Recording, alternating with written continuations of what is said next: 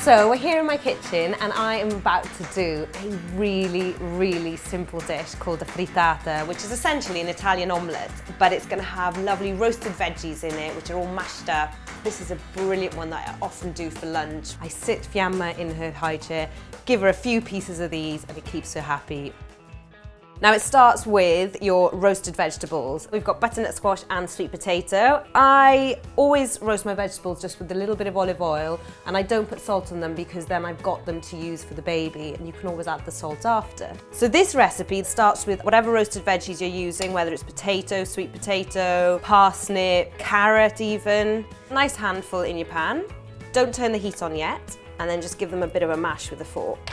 And you're really mashing them just so that they're easier to eat for your little baby. So the heat's still not on my pan. I'm now going to crack 2 eggs straight on. And this is really just to keep it easy so you don't have loads of pans and dishes and washing up. Now just going to mix those yolks so that they're well combined then with the veggies. Careful not to scratch your non-stick pan in the process. Here in the UK, a lot of nutritionists will say that from 6 months on, a baby can eat most things. I actually gave this recipe to my little one quite early on, at about 6.5, 7 months, and it's a really lovely recipe to allow your baby to explore texture, pincer grip, and I love it too, so I can just prepare one meal and it feeds the family. Turn the heat on that so it starts cooking.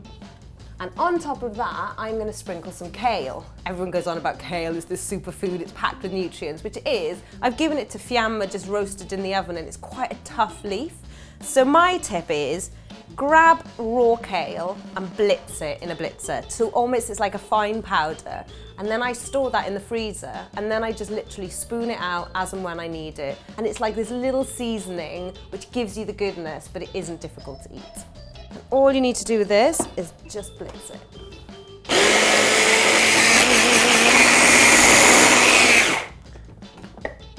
There we go. So you can see there, really finely blitzed. So just pop a tablespoon or so of this and just sprinkle it on the top. Just gives gorgeous colour and just all that goodness, the calcium that's in the kale. Delish. And then I think we might be ready to flip. So you just want to make sure the underneath is cooked. And then I usually cut mine in half, or you could do it in quarters. And you flip. There we go. That is absolutely as simple as it is.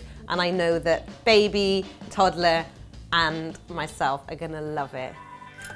What I tend to do is I will now tear that into tiny little pieces and put it in front of her on the high chair, and she literally just grabs the bit she fancies. Some she has a little look at and flicks, but yeah, she loves it. And then a little tip for the grown-ups, I add a tiny little drizzle of olive oil, a couple of basil leaves, and because of the lack of salt, I'm just going to shave a little bit of parmesan on the top of it, because then it'll just give that extra bit of seasoning. There we go. Meal for all the family. Don't forget to hit subscribe. I've got loads more ideas and recipes on how to feed your family, from your baby to your toddler and the adults. Just click on the link below.